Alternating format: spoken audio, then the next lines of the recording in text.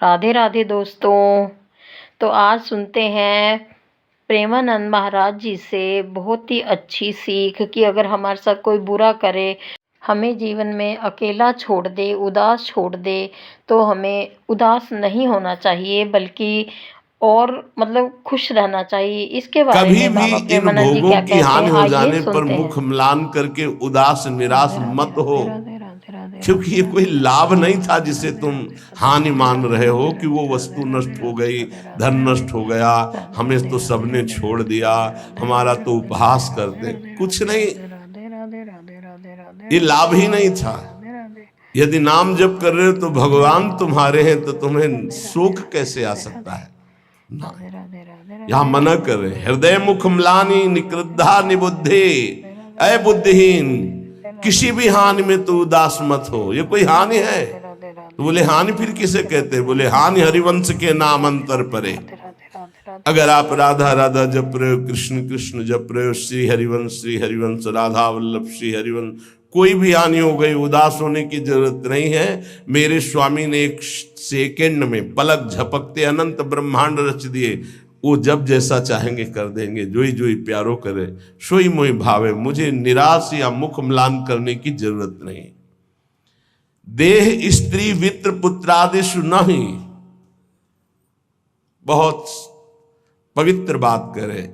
देह तुम्हारी और स्त्री और पुत्र और वित्त अर्थात धन, पुत्र, स्त्री, शरीर, ये तुम्हारा न, ये नहीं है तुम्हारा, नहीं। कैसे नहीं है? तो सब फाइनल में आओ। ये शरीर जाएगा तुम्हारे साथ? नहीं। पत्नी नहीं, पुत्र नहीं, बैंक बैलेंस नहीं। तो कह रहे देह स्त्री वित्त पुत्र आदेश नहीं।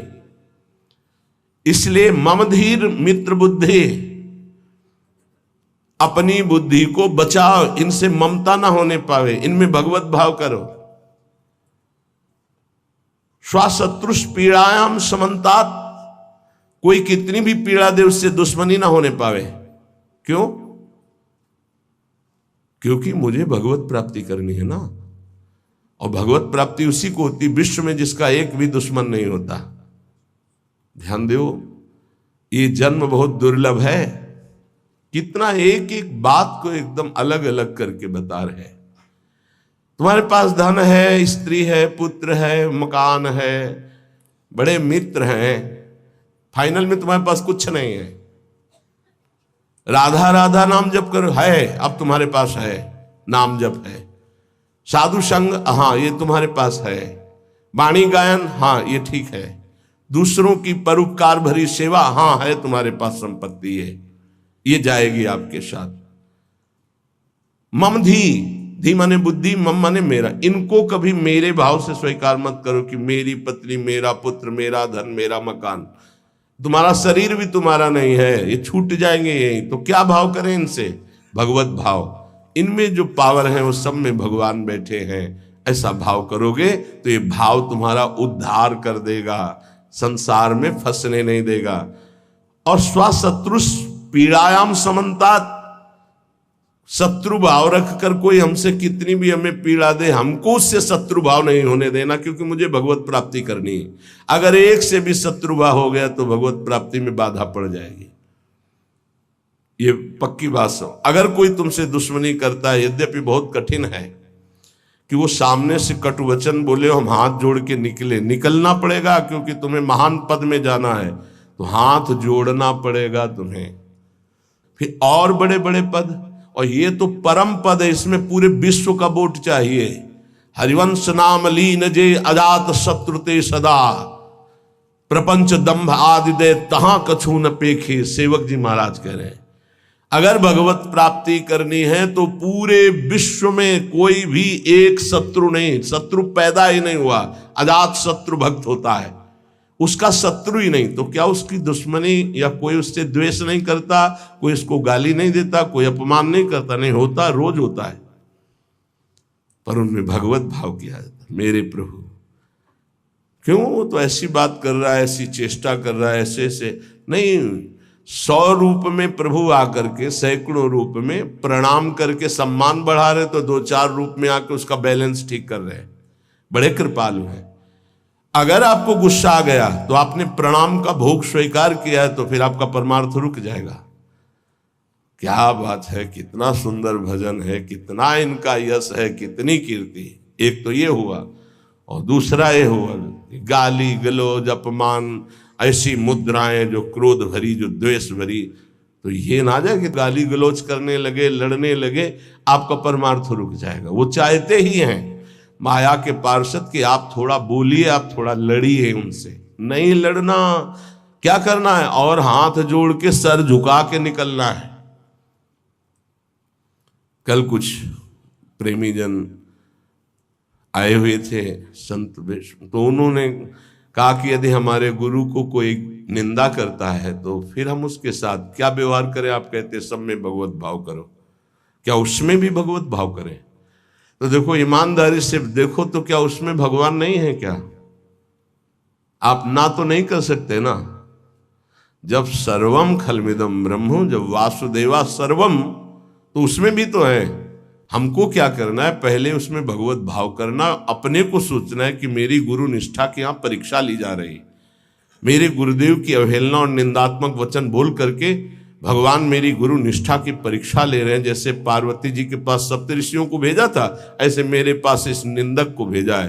तो निंदक को प्रणाम किया और दूरी बना लिया, और अंदर से प्रसन्न रहे कि हे गुरुदेव, आपकी निष्ठा में कोई फर्क नहीं पड़ेगा, आप परीक्षा लेके देख लो।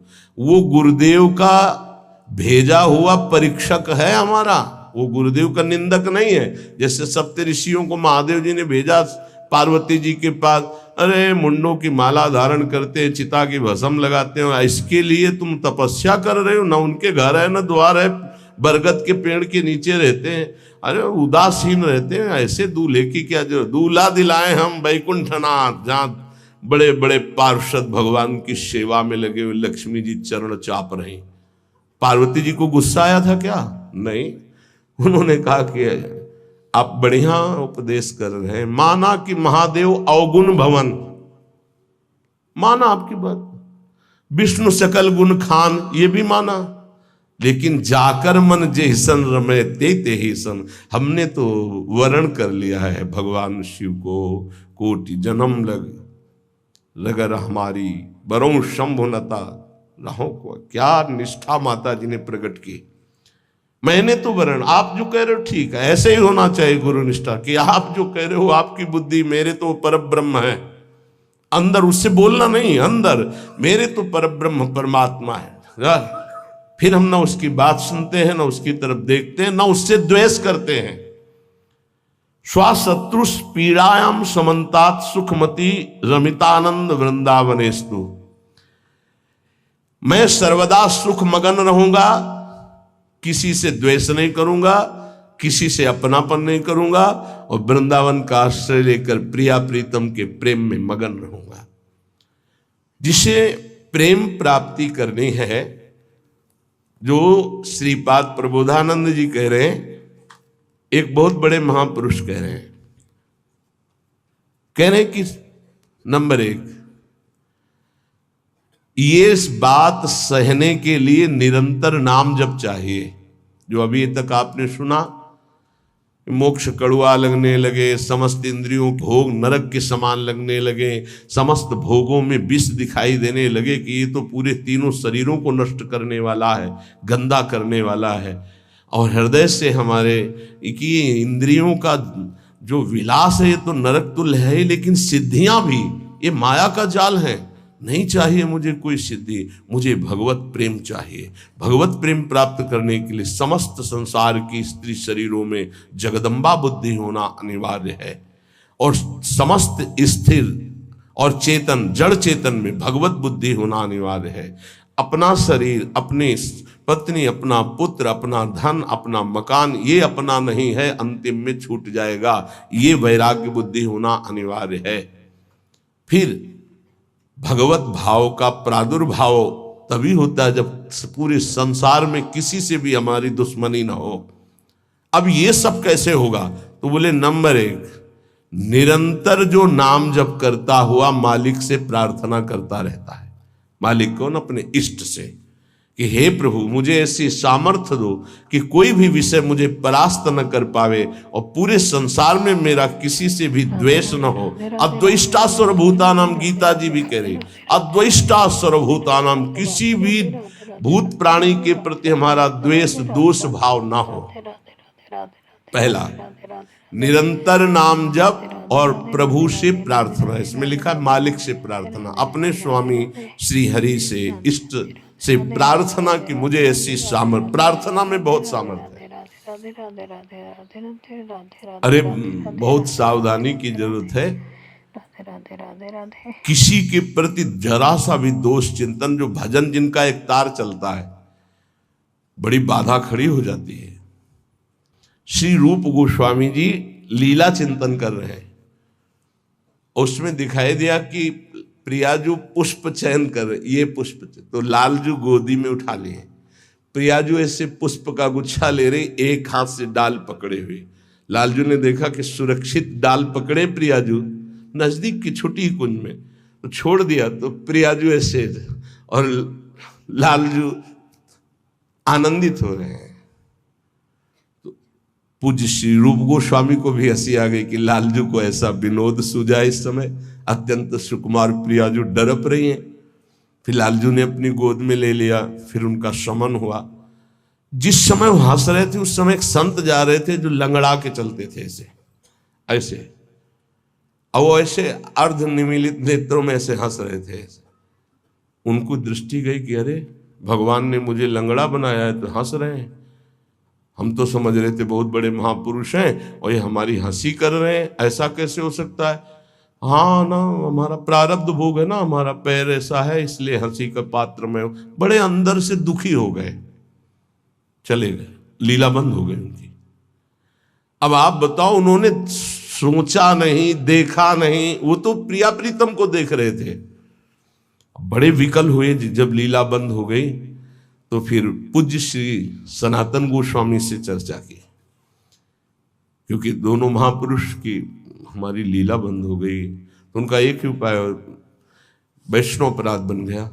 वो वैष्णव अपराध, किसी वैष्णव को अभद्र बोले या दुख पहुंचाए, ऐसा संभव ही नहीं। महाप्रभु चैतन्य देव की कृपा से ऐसा संभव ही नहीं है। कैसे ऐसे उनका है तो वैष्णव अपराध। अब ये विचार हुआ कि कैसे जाना जाए कि किससे अपराध बना, कैसे जाना जाए, जब किया ही नहीं प्रकट में तो जाना कैसे जाए। बोले कोई वैष्णव दुखी हो गया है तो वैष्णव सेवा की जाए, आसपास के जितने संत सबको निमंत्रण दिया जाए, पता चल जाएगा, सबकी जूठन पाई जाएगी तो शायद पुनः अपराध कोई हुआ हो जाने अनजाने में तो उसका मार्जन हो जाएगा। ऐसा हुआ, आसपास के सब संतों को निमंत्रण दिया गया वैष्णव। जे ही उनके पास निमंत्रण गया तो नाराज होके बोले, पहले तो उपहास करके हंसी उड़ाते हैं, फिर निमंत्रण देते हैं, हमें नहीं जाना।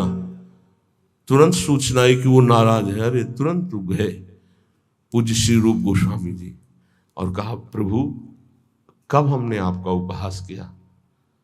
तो उनका आप प्रभु प्रभु आप कर रहे हो, उस दिन हम जा रहे थे और जैसे हमारा भगवान ने पैर ऐसा कर दिया तो झटका मार के चलते हैं तो आप हंस रहे थे। तो उनका मुझे तो याद ही नहीं कि आप कब निकले और हम कब हंसे। तो उन्होंने समय बताया कि अमुक दिन उस समय।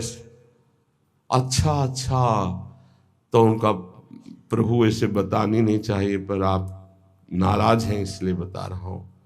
प्रभु उस समय हम लीला देख रहे थे, प्रियाजू पुष्प चयन करने की, तो लालजू गोद में उठा के वो पूरी घटना बताई और कहा अगर ऐसा भाव में हम हंस रहे थे, आप उसी समय निकल रहे होंगे, आपको ऐसा लगा तो प्रभु आपके लिए नहीं था, आप क्षमा कीजिए। वो तो प्रियालाल तो चरणों में गिरे जो दूसरे वैष्णव थे और कहा, अरे आप जैसे महापुरुषों के प्रति हमारा दोष भाव बन गया, क्षमा करो। वो राज्य तत्काल लीला प्रारंभ हो गई, तत्काल।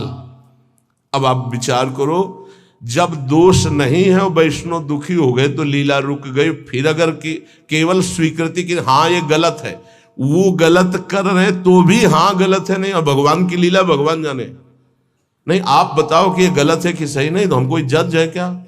जिनके सहारे हम चल रहे हैं उनके सहारे वो चल रहे हैं, उनसे पूछो जाके, चले जाओ राधा राधा राधा, कभी किसी का फाइनल करने के नहीं, तस्मात् शास्त्रम तो तुम्हारा ये बहुत सूक्ष्म विषय है, इसलिए वर्णन किया, बहुत सूक्ष्म विषय है। बहुत सावधान। नाम जापक भगवत प्रेम प्राप्ति के लिए इतनी सामर्थ्य जो अभी पीछे चर्चा हुई, उसके लिए निरंतर नाम जप और प्रभु से प्रार्थना कि किसी भी के प्रति हमारा तनिक भी दोष भाव न बनने पावे। प्रभु से प्रार्थना, वही सबके हृदय में बैठे हुए, वही आपको ऐसे सामर्थ्य देंगे, क्योंकि सृष्टि में आपके प्रति प्रतिकूल व्यवहार होगा, आपका उपहास करेंगे, आप नाना प्रकार के कटु वचन बोलेंगे, आपको सह जाना है, उनके प्रति कटु वचन नहीं करना, दोष भाव नहीं करना, नहीं अपनी भगवत प्राप्ति में बाधा आ जाएगी। ये सूक्ष्म विषय सब कोई नहीं समझ पाएगा, लेकिन उपासक जो भगवत प्राप्ति करना चाहते हैं, अपना भजन बचाना चाहते हैं, वो इस बात को अच्छे से पकड़े। दूसरा, जो दिनचर्या दी गई है उसमें आलस्य ना होना, भगवत प्रेम प्राप्ति या ऊंचाई पर चढ़ने के लिए जो दिनचर्या है, हमको ये नहीं देखना है कि अमुक साधक आता है कि नहीं आता है, अमुक नहीं आता तो हम भी नहीं आते हैं, ऐसा नहीं। अमुक की त्रुटि है, उसका सुधार करना चाहे तो कर सकता है, लेकिन आप सुधरे हुए हो तो आपको अच्छे आचरणों का अनुकरण करना है। आपको ऐसे आचरण नहीं करने हैं जिनसे हमारी दिनचर्या बाधित हो जाए। एक चीज और ध्यान रखना है, इसको बहुत विस्तृत रूप से समझा इसलिए रहे कि एक दिनचर्या है जिसके पास सेवा नहीं, गुरु सेवा, और एक दिनचर्या है जो गुरुजनों की सेवा में रहते हैं, उनसे हो सकता है जो भागवतिक दिनचर्या का आदेश दिया गया है वो ना हो, तो उनको असंतुष्ट नहीं होना, क्योंकि वो गुरु सेवा में है। सारी दिनचर्या का फल जो है वो गुरु प्रसन्नता है। तो अगर वो गुरु सेवा में, जैसे हमारी श्री जी की भोग सेवा में है, अब प्रातः बाल भोग से लेकर के शयन तक कितने भोग श्री जी को लगते हैं, अब उनमें उनको हो कि हमारी दिनचर्या तो नहीं। अब जैसे जो और हैं सेवा में है, बहुत से, कोई किसी सेवा में, कोई किसी सेवा में, अब उनकी दिनचर्या वो माला लेके नहीं बैठेंगे, थोड़ी थोड़ी देर में जो दिनचर्याएं हैं, जो सेवाएं हैं, तो उनको इस बात का पश्चाताप नहीं करना कि मेरी दिनचर्या नहीं चल रही। वो तुम्हारी दिनचर्या गुरु प्रसन्नता के अंतर्गत है, उसमें नहीं सोच, और ये नहीं सोचना कि अब हम सेवा कर रहे हैं तो हमारा वो भजन तो हो नहीं रहा जो दूसरे माला से कर रहे हैं, तो पता नहीं मेरी गति क्या होगी, ये नहीं सोच। गुरु सेवा का एक प्रताप है, ये भी ध्यान रखना। जैसे मान लो कोई शरीर के वस्त्र धो रहा है, कोई ऐसी सेवाएं कर रहा है, वो नाना प्रकार की सेवाएं हैं जिनमें उनको समय ही नहीं मिल रहा कि वो बैठ करके पद गायन करे, वो 11 माला 41 माला वो संख्या पूरी करे। अच्छा, सेवाओं में लगा है तो उसका मन लगा है, अब उसका मन कहाँ लगा है, ये वस्त्र गुरु जी का है, ये गुरु जी के लिए जल है, ये उसका चिंतन हो रहा। ध्यान मूलम गुरु मूर्ति, पूजा मूलम गुरु पदम, मंत्र मूलम गुरु वाक्य, मोक्ष मूलम गुरु कृपा। क्योंकि कई साधक ऐसे हैं जो फिर उनको पश्चाताप होगा कि दिनचर्या में बाधा पड़ रही हमारी, तो दिनचर्या की चर्चा हुई थी। नहीं, जिनको सेवा मिली हुई है उन, एक बार भगवान शंकराचार्य जी से कई शिष्यों ने कहा कि एक ये ब्रह्म सूत्र है, इसकी व्याख्या सुनना चाहते हैं।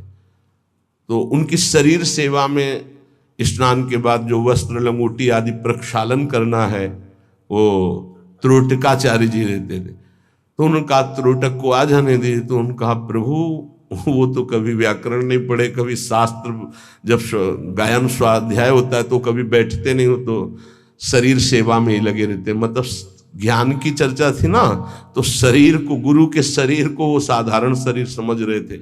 उनका अच्छा ऐसी बात है, आ जाने दो उसको। जब आ गए तो बोले खड़े हो, इस ब्रह्म सूत्र की व्याख्या करके बताओ। तो जो पढ़ने लिखने से नहीं आता, गुरु कृपा से आता है। तत्काल संस्कृत का प्रादुर्भाव हुआ और वैदिक सिद्धांतों का प्रवचन, सब दंग रह गए। तो उनका गुरु की लंगोटी ढोने वाले को साधारण समझते हो क्या? साधारण नहीं होता गुरु की लंगोटी धोने वाला, वस्त्र धोने वाला। असाधारण कृपा से सौभाग्य मिलता है, असाधारण कृपा से। तो जिनकी जो दिनचर्या ऐसी है कि उनको फुर्सत ही नहीं है, तो उनको कभी नहीं सोचना कि इतने बजे इतने, उनकी दिनचर्या है। तो ये चीजें ध्यान रखना है उपासक को। प्रमाद में हमें दिनचर्या में बाधा नहीं पहुंचानी, प्रमाद युक्त हमारी दिनचर्या नहीं होनी चाहिए। यदि गुरु सेवा, इष्ट सेवा में हमारी जो गुरु की अन्य साधकों के प्रति बताई हुई दिनचर्या उसमें बाधा पड़ती है तो वो बाधा नहीं मानी जाएगी आपकी। दूसरा जो अभी वर्णन किया, गुरु प्रदत्त दिनचर्या में बाधा नहीं होनी चाहिए। बहुत बड़ी चीज है गुरु प्रदत्त दिनचर्या, बहुत बड़ी वस्तु, बहुत बड़ी वस्तु। गुरु सेवा मिल गई तो लाडली जो अधीन हो गई पक्का। तीसरा, कुसंग से दूर रहना, ये बहुत जरूरी है, बहुत जरूरी है। रावण लंका में रहता था, लंका समुद्र के किनारे थी, समुद्र निर्दोष था, पर ऐसे दोषी का संग समीपता होने के कारण समुद्र को बांध लिया गया, समुद्र बांधा गया। जिसकी मर्यादा अपार है उसे मर्यादा पुरुषोत्तम ने बांध दिया। किस लिए बांधा गया था? क्योंकि रावण का पड़ोसी था। रावण का पड़ोसी होने के कारण समुद्र को बांध दिया गया। जो रही मुत्तम प्रकृति का कर सकत कुसंग, चंदन विष व्यापत नहीं लपटे रहत भुजंग। अच्छा, जब कोई गलत करता है तो वो चार से थोड़ी कहता है कि मैं गलत करता हूं, नहीं, वो सही और कुबुद्धि को वो ही सही दिखाई देता है, गलत सही दिखाई देता है और वो परमार्थ से भ्रष्ट हो जाता है। इसलिए कुसंग से बहुत दूर रहना चाहिए। सत्संग और कुसंग का कैसे पहचान करोगे कि हमारा कुसंग हो रहा है, हमारा सत्संग हो रहा है या कुसंग हो रहा है, कैसे पहचान करोगे? तो संतों ने कहा है, जाके संग कुमति मति उपजय करत भजन में भंग, जिससे देह भाव पुष्ट होने लगे, भगवत भाव नष्ट होने लगे, वैराग्य भाव नष्ट होने लगे, राग पुष्ट होने लगे, भजन छूटने लगे, संसार अच्छा लगने लगे, नाम छूटने लगे और ध्यान अच्छा लगने लगे। गुरु से अश्रद्धा हो जाए, भक्ति से अश्रद्धा हो जाए, ये कुसंग का फल होता है। अच्छा, कुसंग का फल जब आपके ऊपर चढ़ेगा तो आपको नहीं लगेगा मैं कुसंग कर रहा हूं, नहीं तो ठीक हो जाओगे। सामने से महापुरुषों को लगेगा कुसंग कर रहा है, और वो जब कहते हैं तो उनको चिड़चिड़ाहट होती, मैं कहां कुसंग कर रहा हूं। नहीं नहीं, क्योंकि कुमति कभी स्वीकार नहीं करती कि मैं कुमति हूं। अगर स्वीकार कर ले तो सुमति आ जाए। कुसंग से बचना चाहिए। पहला है निरंतर नाम जप करते हुए भगवान से प्रार्थना करना कि कभी किसी के प्रति हमारा दोष दर्शन न हो, शत्रुता का भाव न हो। दूसरा, गुरु प्रदत्त दिनचर्या का पालन करना, आलस्य बिल्कुल ना आने देना। तीसरा, कुसंग से बचना। और चौथा, उन ग्रंथों से, उन प्रवचनों से, उन किस्से कहानियों से, उन चित्रों से बचना चाहिए जिनसे हमारा भगवत भाव नष्ट होता है। जैसे कल एक प्रसंग में प्रश्नकर्ता कह रहे थे कि हमको उपदेश मिला है कहीं से, बस श्वासों के आने जाने पर ध्यान दो, बस इसी से परम पद मिल जाए। यार, श्वासें तो वैसे ही चल रही हैं, आने जाने के ध्यान का मतलब क्या रहा? श्वासों के आने जाने का ध्यान दो कि खाली तो नहीं जा रहे हैं। हर में राधा वल्लभ सी हरिवंश राधा राधा राधा। जैसे कल आपसे कहा था, नाम रूप लीला धाम से हटा दे वो कुसंग होता है। वो बेचारा, पर हमका थोड़ी श्रद्धा है हमारे प्रति। बोले श्रद्धा ही तो लाई है आपके पास। तो हमका आज से राधा राधा नाम जप कर, और प्रभु का जो रूप ध्यान में तुम्हारे प्रिय लगे, राम रूप, कृष्ण रूप, हरि रूप, जो भी, तुरंत ध्यान कर, उनके ध्यान में लग। ये बिहारी जो राधा रमन, जो राधा वल्लभ, जो साक्षात भगवत प्राप्ति के लिए ही तो विग्रह रूप धारण करके प्रकाशित हो रहे।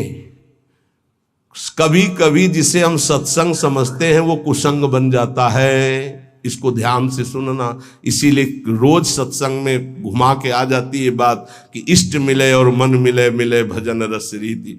अरे भगवान शिव नाम जप करते हैं, सनकादि नाम जप करते हैं, वो परमात्मा निराकार है, साकार है, सगुण है, निर्विशेष, पूरा का पूरा आपको समझ में आ जाएगा।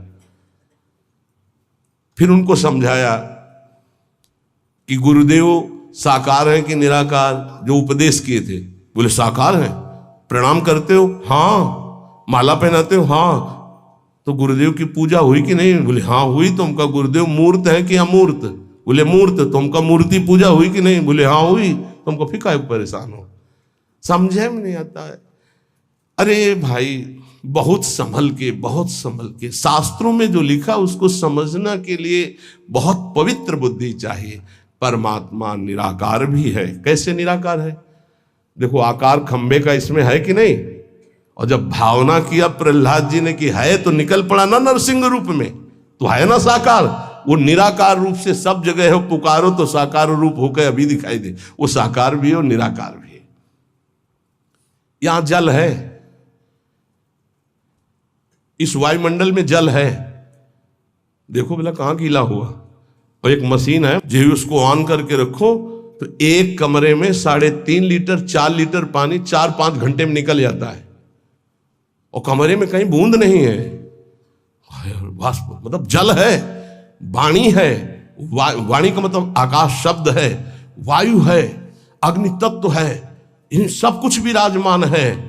लेकिन निराकार दिखाई दे रहा है ना? कहां दिखाई दे रहा? सब साकार रूप में आ जाता है। वही साकार है, वही निराकार, कुछ अंतर नहीं। सबके हृदय में आकार, ये देखो बाहर, और अंदर बैठा हुआ है निराकार। और पुकारो तो आकार रूप के लेके आ जाएगा। राम तो मर्यादा पुरुषोत्तम कमल नयन रूप धर करके वही आ जाए। वही रूप है, वही अरूप है।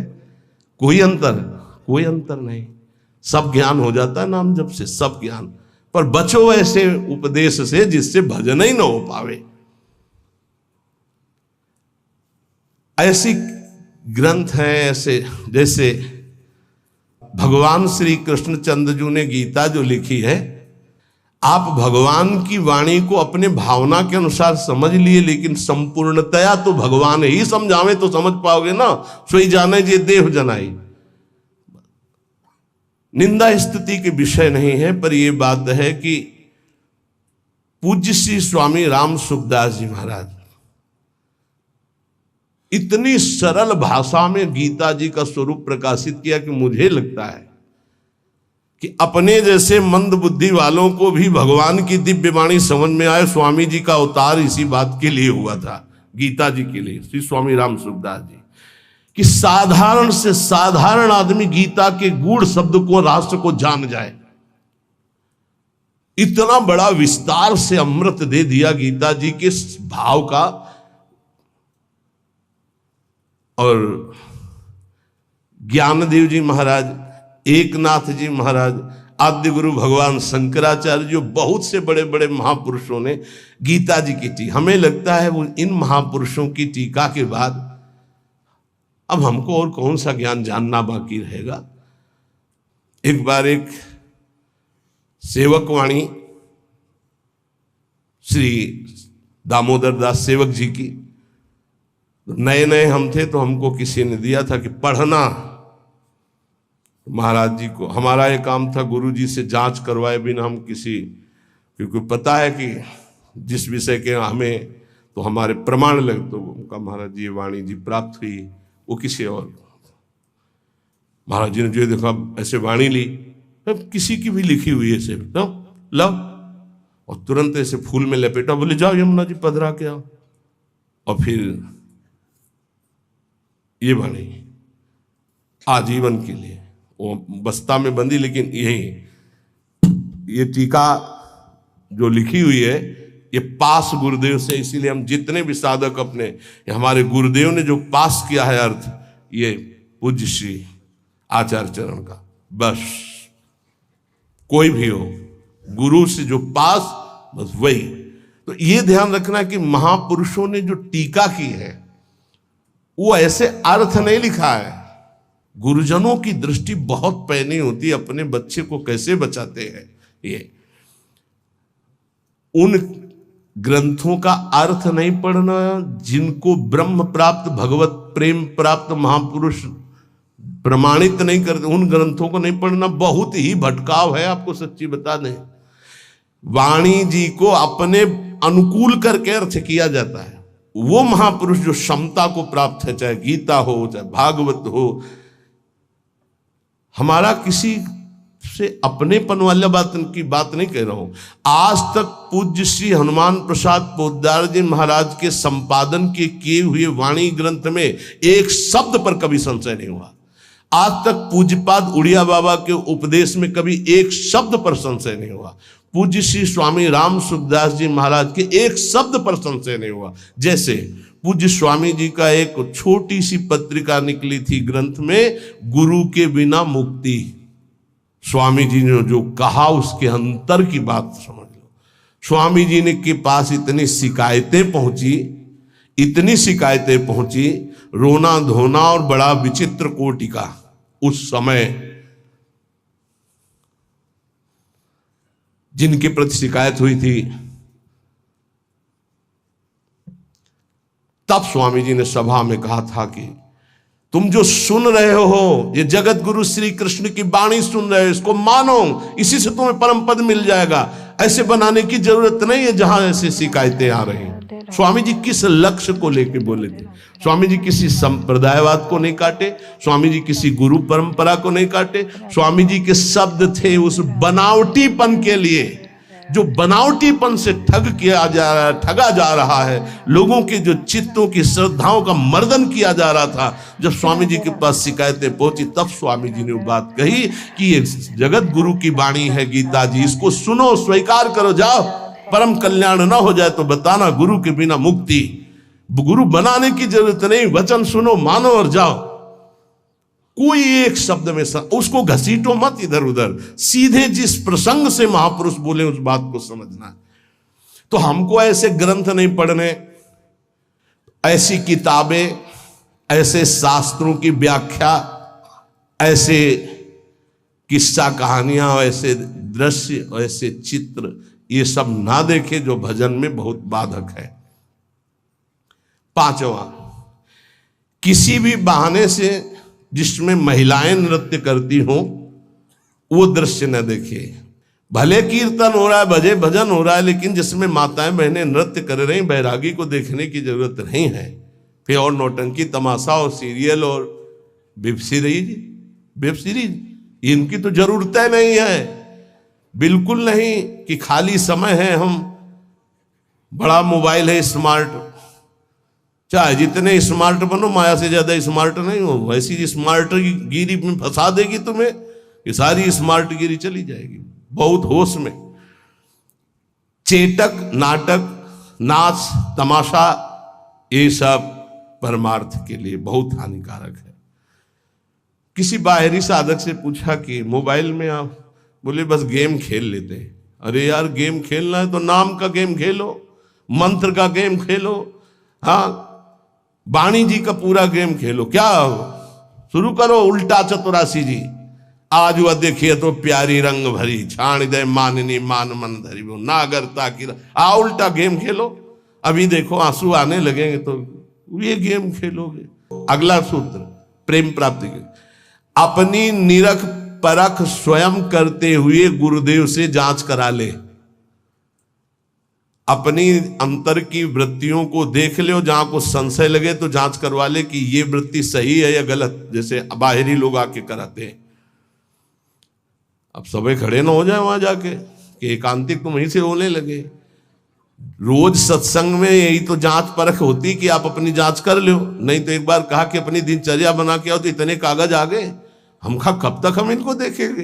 दिनचर्या जांच, इंद्रियों का जब विषयों के प्रति आक्रमण होता है, एक वेग होता है, एक आकर्षण होता है, एक ऐसा जिसे तुम रोक नहीं सकते, उस समय तुम्हें जरूर संत संग में हो जाना चाहिए। उस समय बुद्धि काम नहीं करेगी।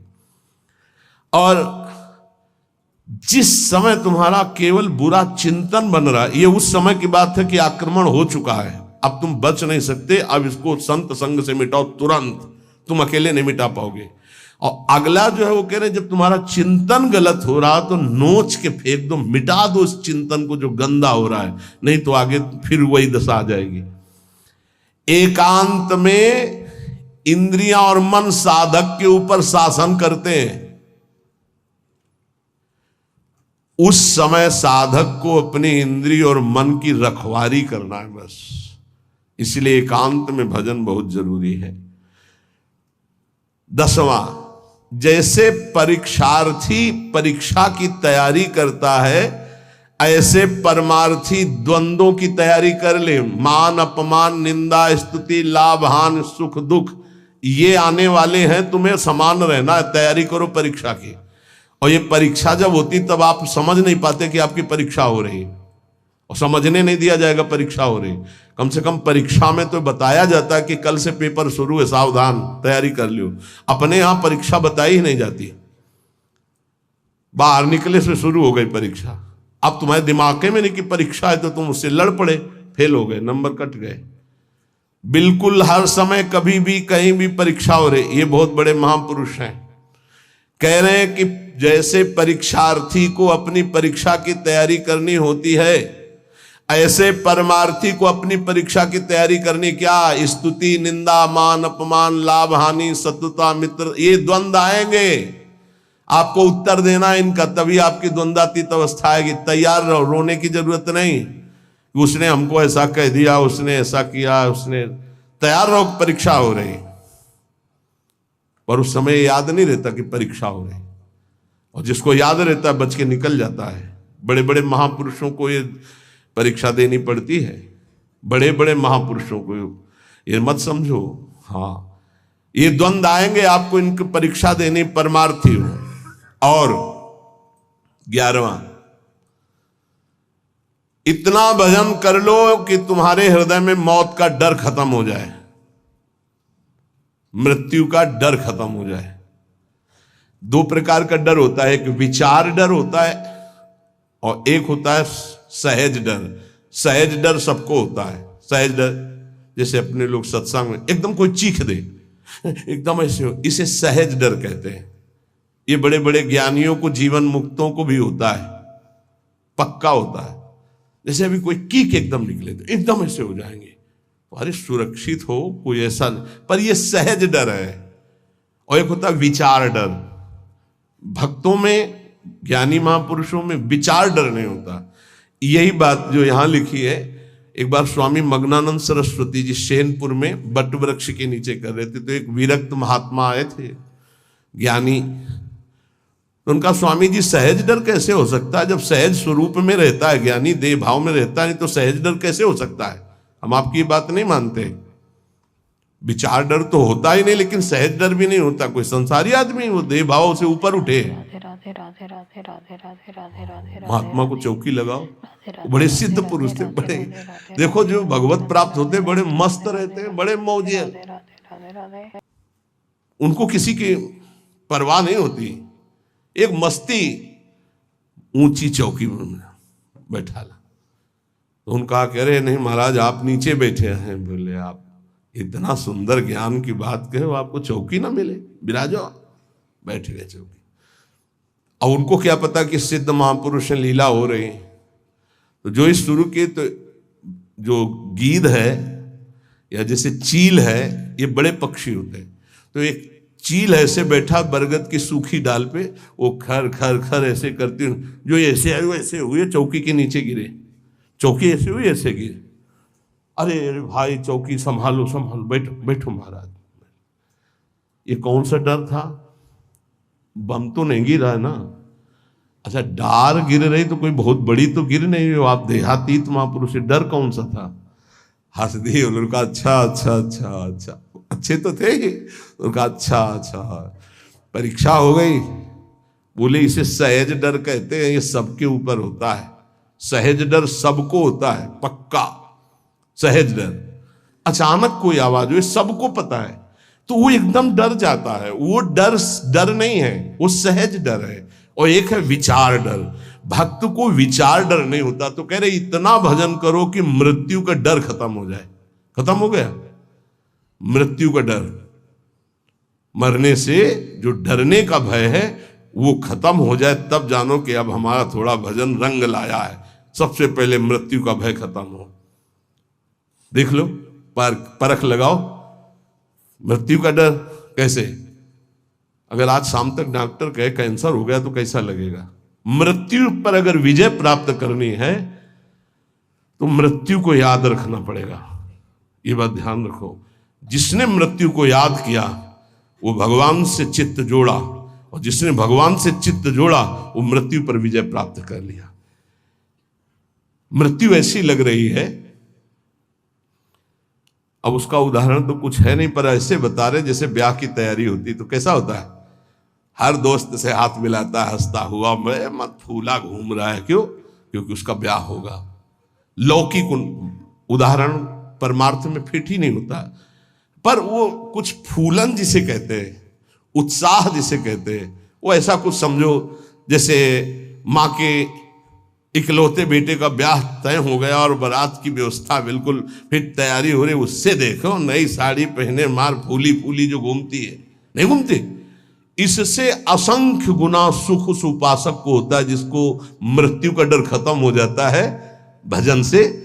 ये ऐसा कि जैसे कि कब वो दिन आएगा जब श्रृंगार करके हम अपनी प्रियाजू के पास होंगे और इस शरीर का व्यवहार खत्म प्रियाजू के पास। ऐसी ही शिक्षाप्रद मन को शांत करने वाली वीडियोस के लिए चैनल सब्सक्राइब करें। मिलती हूँ, राधे राधे।